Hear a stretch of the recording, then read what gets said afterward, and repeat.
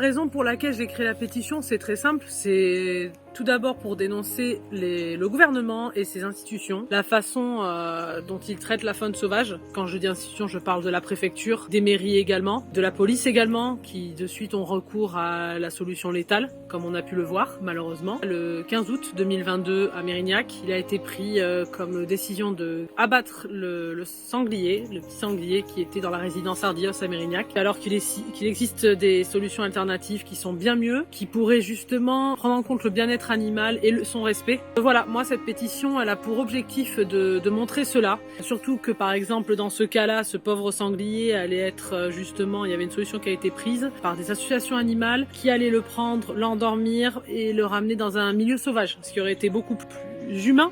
Il est important de nos jours de prendre cette problématique à bras-le-corps et que la préfecture arrête de recourir aux chasseurs, arrête de recourir à ces solutions inhumaines. C'est pas possible. On a eu des incendies, on a eu tout l'été de nombreux animaux sont morts et c'est ça la réponse en fait directe qu'on trouve. Non, c'est pas possible parce que le sanglier qui a atterri à Mérignac, il provenait sûrement d'une de ces zones.